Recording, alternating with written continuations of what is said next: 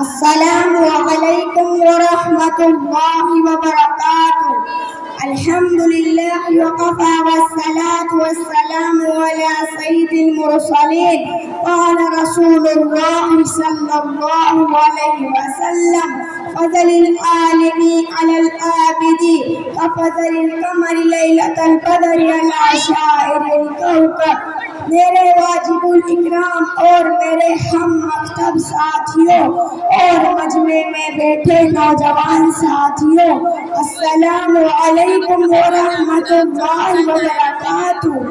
آج میں آپ کے سامنے جس موضوع پر گفتگو کرنا چاہتا ہوں وہ ہے علم دین کی فضیلت۔ علم ایک ایسی دولت ہے جو لٹتی نہیں، علم ایک ایسی دولت ہے جو لٹتی نہیں، خرچ کرنے سے کبھی گھٹتی نہیں، پھر نہ تم کرنا کبھی تشنے لبی کے شکوے، پھر نہ تم کرنا کبھی تشنے لبی کے شکوے۔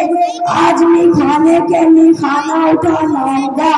میں آپ حضرات کے سامنے نہ کوئی لمبی چوڑی تقریر وعظ کرنے نہیں آیا، اس لیے کہ میں کوئی خطیب نہیں جو آپ حضرات کے سامنے لمبا چوڑا خطاب کروں۔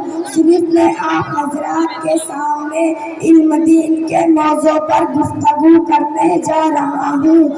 آپ حضرات نے علم دین کی فضیلت و اہمیت کو بہت ساری کتابوں میں پڑھا ہوگا، بہت سارے مفکروں سے سنا ہوگا، بہت سارے دانشوروں سے سنا ہوگا، بہت سارے آدمیوں سے سنا ہوگا، بہت سارے مقرروں و خطیبوں سے سنا ہوگا۔ میں آپ حضرات کے روبرو اسی عنوان پر گفتگو کرنے کے ارادے سے آیا ہوں۔ علم دو طرح کا ہے، ایک دنیاوی ایک اخروی۔ علم چاہے دنیاوی ہو یا اخروی انسان کو عزت و فضیلت عطا کرتا ہے، لیکن دنیاوی علم صرف دنیا تک ہی محدود ہے، اخروی علم دنیا و آخرت دونوں جگہ پر رسوائی و ذلت سے نجات دلاتا ہے اور عزت و شوکت عطا کرتا ہے۔ میں آپ سے سوال کرتا ہوں، وہ کون سی شے تھی جس نے آدم کو ملائکہ سے افضل بنا دیا؟ وہ کون سی شے تھی جس نے انسان کو اشرف المخلوقات بنا دیا؟ وہ کون سی شے تھی جس کی برکت کی وجہ سے اللہ نے انسان کو خلیفہ بنا دیا؟ وہ کون سی شے تھی جس کی فضیلت کی بنا پر رب کائنات نے انسان کو اپنا نائب بنا لیا؟ وہ علم کی دولت ہے۔ جب رب کائنات نے قرآن کو نزول فرمایا تو سب سے پہلے وہ آیت نازل ہوئی جس کا تعلق علم سے ہے، یعنی اقرأ بسم ربک الذی خلق۔ اسلام کے پاسبانوں، اخروی علوم کی فضیلت و اہمیت آیات قرآنیہ اور احادیث نبویہ میں بکثرت وارد ہوئی۔ اللہ تبارک و تعالی ارشاد فرماتا ہے، قل هل يستوي الذين يعلمون والذين لا يعلمون۔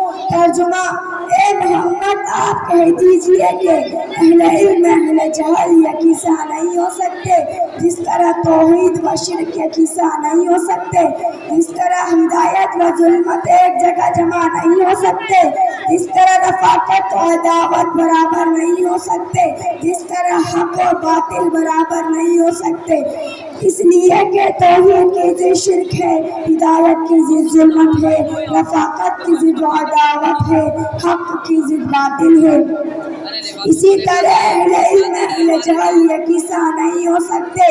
ایک حدیث شریف میں محسن انسانیت صلی اللہ علیہ وسلم ارشاد فرمایا، فضل العالم علی العابد كفضل القمر لیلۃ البدر علی سائر الکوكب۔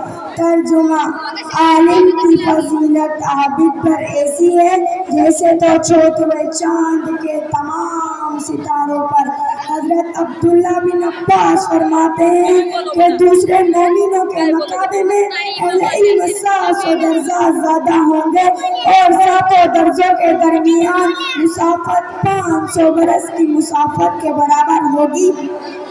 لیکن آج کے دور کے مسلمان اپنے بچوں کو اسلامی تعلیمات سے دور رکھتے ہیں، کم سن بچوں کو فرنگی تعلیمات دیتے ہیں، یہ صرف شیطان کا فریب ہے، وہ شیطان مردود جس نے عہد کر دیا کہ بنی آدم کو جہنم پہنچائے گا، وہ شیطان جو ہمارے دین و اسلام کا دشمن ہے، وہ شیطان جو ہمارے معاشرت کا دشمن ہے، وہ شیطان جو ہمارے کلچر کا دشمن ہے، وہ شیطان جو ہمارے کردار کا دشمن ہے، وہ شیطان جو ہمارے تہذیب و تمدن کا دشمن ہے، وہ شیطان جو ہمارے سوسائٹی کا دشمن ہے، وہ شیطان جو ہمارے ایمان و اخلاق کا دشمن ہے، یہ شیطان ہمارے ازلی دشمن ہے۔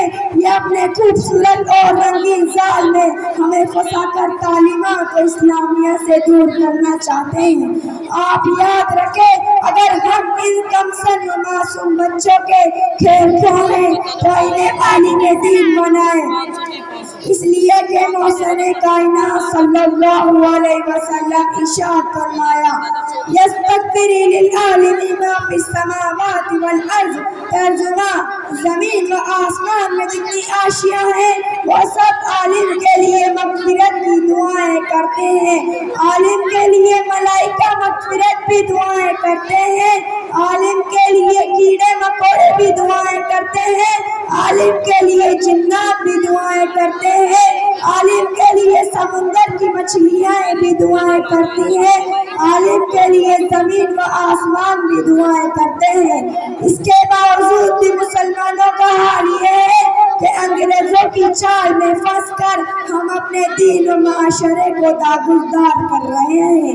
چاہیے تو یہ تھا ہمارا دین صحابہ کے دین کے مانند ہوتا، ہمارا معاشرہ صحابہ کے معاشرے کے موافق ہوتا، ہمارا کردار صحابہ کے کیرکڑ کے مانند ہوتا، ہماری تہذیب مسلمانوں کی تہذیب ہوتی، ہماری سوسائٹی اسلام کی سوسائٹی کے مانند ہوتی، لیکن سب کچھ برعکس نظر آتا ہے۔ کسی شاعر نے کیا ہی خوب کہا ہے، سمجھ میں کچھ نہیں آتا ہے دنیا کا حساب الٹا، سمجھ میں کچھ نہیں آتا ہے دنیا کا حساب الٹا، نصیحت کیجیے جس کو ملتا ہے جواب الٹا۔ السلام علیکم ورحمۃ اللہ وبرکاتہ۔